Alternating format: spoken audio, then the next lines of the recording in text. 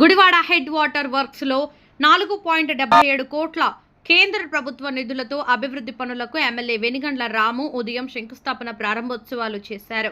ముందుగా 15వ ఆర్థిక సంఘం నిధులు 1.13 కోట్లతో 500 KL సామర్థ్యం గల క్లియర్ వాటర్ సంపు నిర్మాణ పనులకు శంకుస్థాపన చేశారు. అనంతరం అమృత్ ఫేజ్ 2 నిధులు 3.64 కోట్లతో నిర్మాణం పూర్తి చేసుకున్న 12 MLD వాటర్ ట్రీట్మెంట్ ప్లాంట్ను ప్రారంభించారు.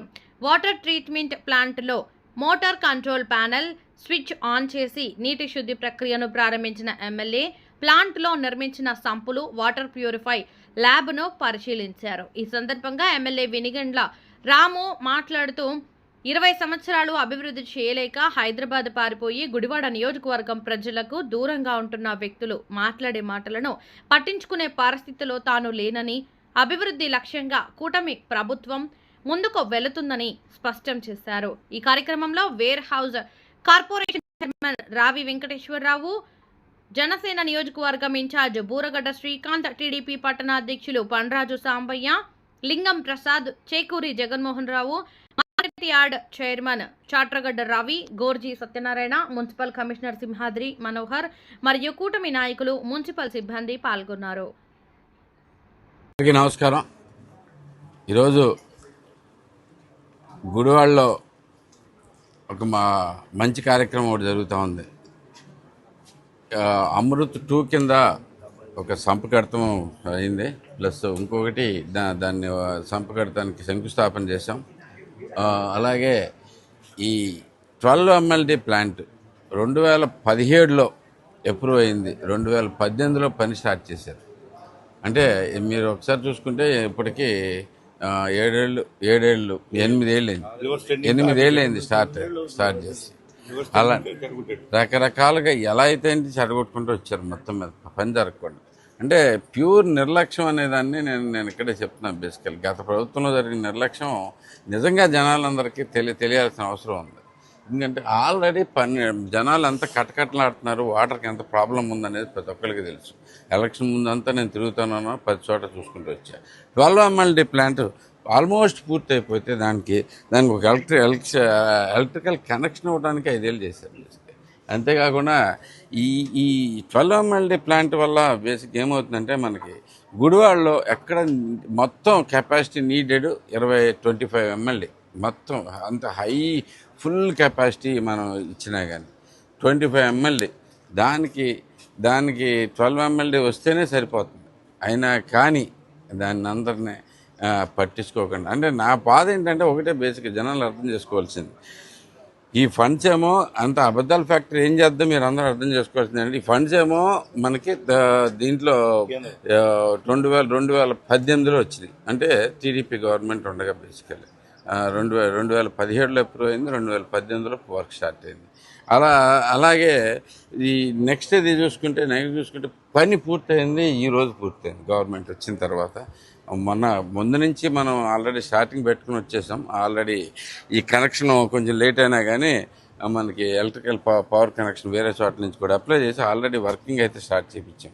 ఈ రోజుకి పూర్తిగా కంప్లీట్ అయిపోయింది బేసికల్. అందుకని ఈరోజు ఓపెనింగ్ చేసుకోవడం జరిగింది.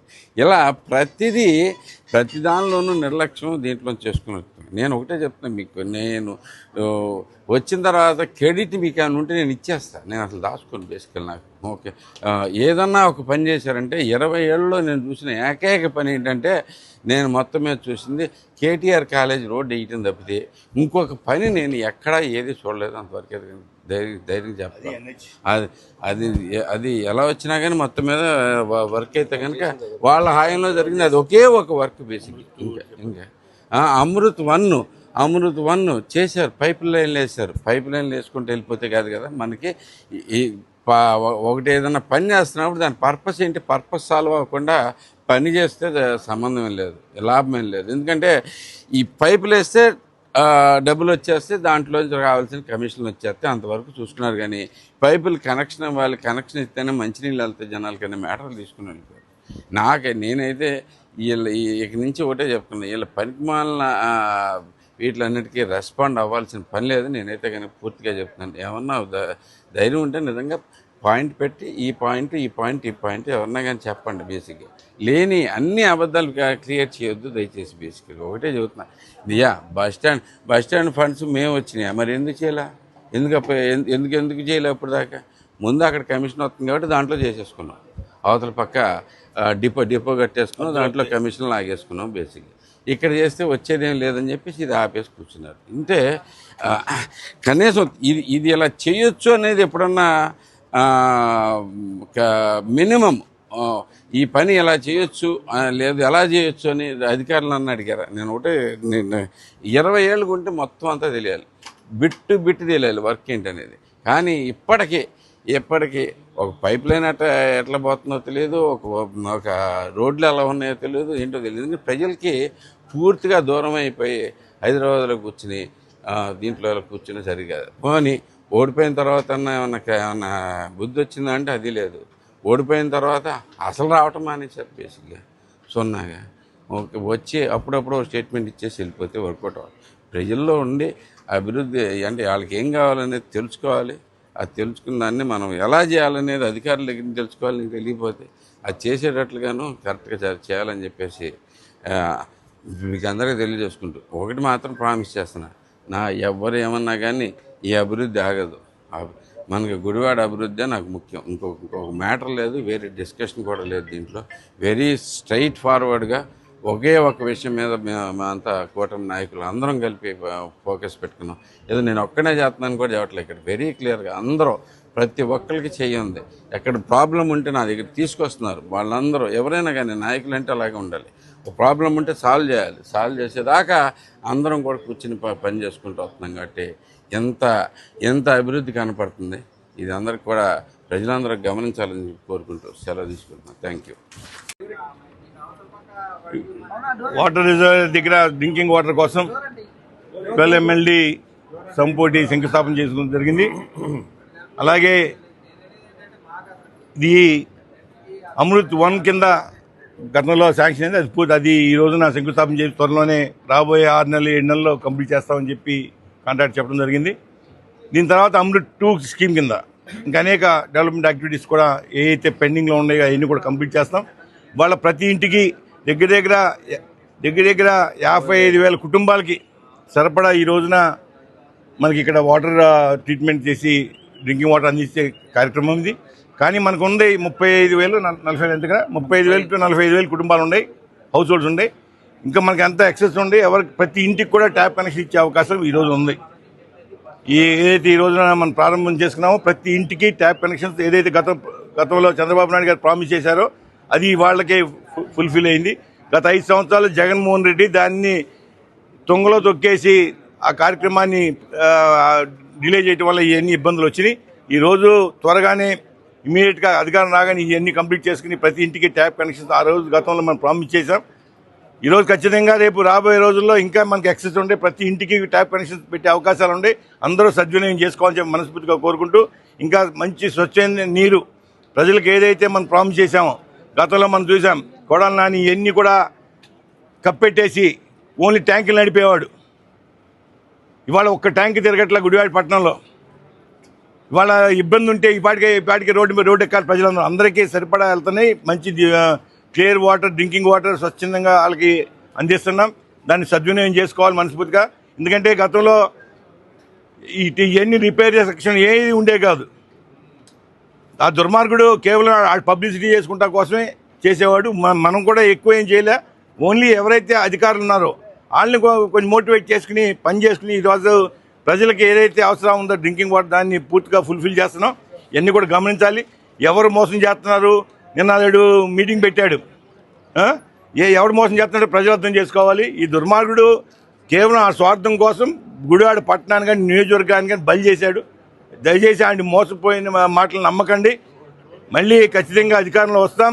ప్రజలకి ఏదైతే అవసరం ఉందో ఏదైతే పాటించామో అన్నీ కూడా పూర్తి చేస్తాం. వాళ్ళ పేద ప్రజలకి బడుగు బలహీన వర్గాలకి అన్ని రకాలుగా ఈ పార్టీ ప్రభుత్వం నిలబడద్దని చెప్పి తెలియజేస్తూ సెలవు తీసుకున్నాను. Thank you very much.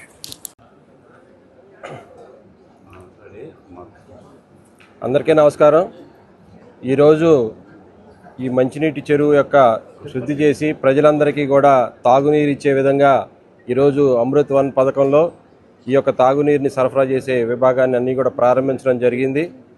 అంతకుముందు వైసీపీ ప్రభుత్వంలో ఇదే పంపుల చెరువులో గండి పడిపోయి ఊరంతా మునిగిపోయే పరిస్థితి వచ్చినా కానీ దాన్ని అభివృద్ధి చేయమని ఎన్నిసార్లు అడిగినా కానీ ఆయన మంత్రిగా ఉండి కూడా ఈ కొడాల నాని అభివృద్ధి చేయలేకపోయాడు.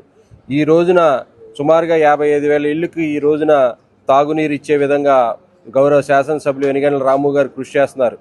అలాగే వైసీపీ నాయకులు చెబుతున్నారు వాటర్ ట్యాంకులు ఇచ్చిన నాయకుడు కొడాల నాని అని చెప్పి.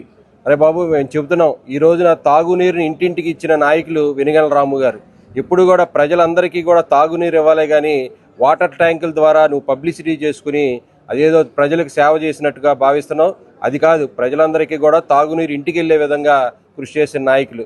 కాబట్టి ఇప్పటికైనా వైసీపీ నాయకులు అభివృద్ధి పదంలో ఏదైతే వెనిగండ్ల రాము గారు చేస్తున్నారో ఆ కృషిని చెప్పండి. ఏమైనా తప్పులుంటే అవి ఎత్తి చూపించండి, కానీ వ్యక్తిగతంగా విమర్శలు చేస్తే కూటమి నాయకులు అందరం కూడా మీకు తగిన బుద్ధి చెప్తాం. కాబట్టి ఈ యొక్క అభివృద్ధి కార్యక్రమంలో ఈ రోజున ఇక్కడ చేసినందుకు అందరికీ అధికారులందరికీ కూడా మా హృదయపూర్వక ధన్యవాదాలు తెలియజేస్తాం. అందరికీ నమస్కారం. ఈరోజు గుడివాడ పట్టణంలో మా ప్రియతమ నాయకుడు వెనిగండ్ల రాము గారు ఎమ్మెల్యే గారు ఈ పంపుల చెరువుని, ఎందుకంటే ఆయన ఎమ్మెల్యే కింద ప్రమాణ స్వీకారం చేసిన కాడి నుంచి ప్రాముఖ్యంగా పెట్టింది ఆయన దృష్టి మొత్తం గుడివాడ అభివృద్ధి మీద, అలాగే మంచినీటి మీద.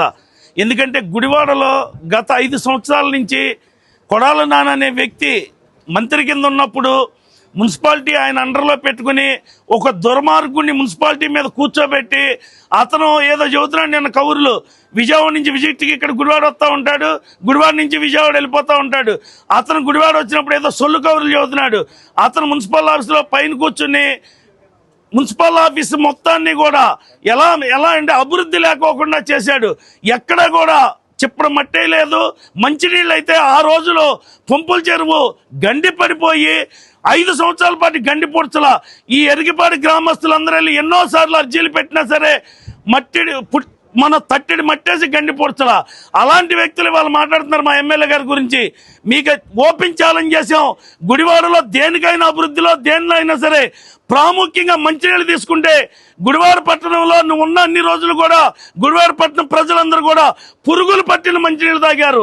ఎందుకంటే మురికి పట్టిపోయి డ్రైనేజీని వాటర్ కలిసి ఆ వాటర్లో పురుగులు వస్తుంటే పట్టించుకున్న నాదుడు లేడు గుడివాడ పట్టణంలో.